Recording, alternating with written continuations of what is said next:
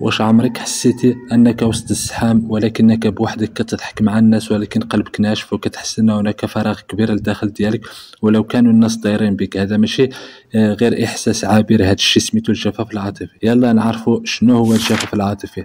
ماشي غير الوحدة، هو إحساس عميق بالانعدام، الروابط العاطفية الحقيقية مع الآخرين. هذه ماشي وحدة عادية، هذه وحدة من نوع خاص. كيكون عندك صحاب، عائلة، ولكن كتحس بالفراغ والخواء.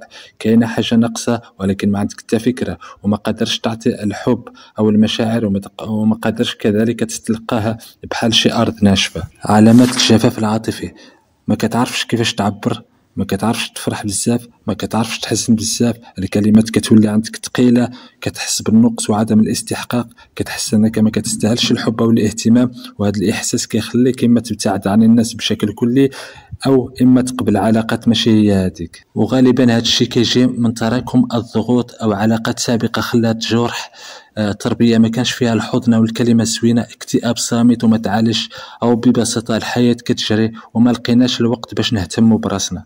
شنو كيوقع لداخل ديالنا؟ لداخل كل واحد فينا كاين خزان عاطفي. مني كيكون عامر كتكون متوازن، هاني، كتضحك بسهولة وكتعطي الحب لا خوف.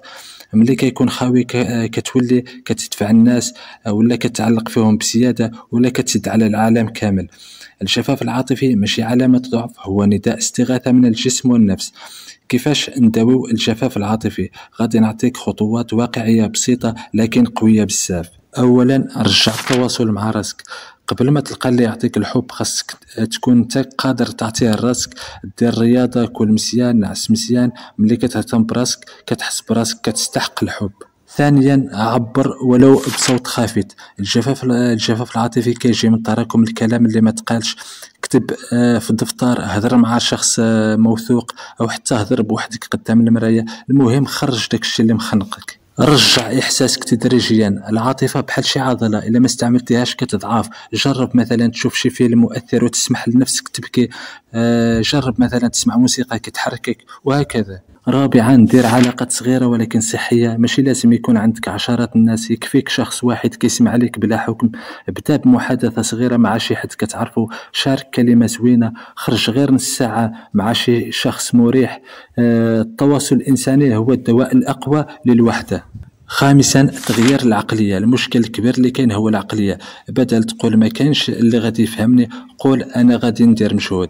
وكذلك خدم على الثقة، وثق في الناس شوية بشوية. كذلك خصك تنمي مهارة الاستماع.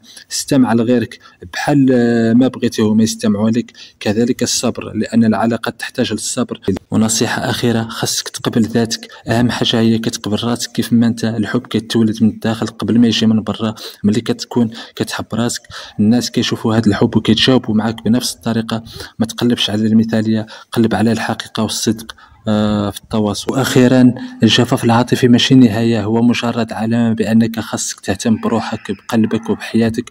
هو ماشي حكم بالاعدام، تقدر تخرج منه، تقدر ترجع الحياة لقلبك. تعلم تكون رحيم مع نفسك، واكيد غادي تجي اللحظة اللي غادي تفيق فيها وتقول كنت محتاج غير شوية ديال الدفء واليوم لقيته.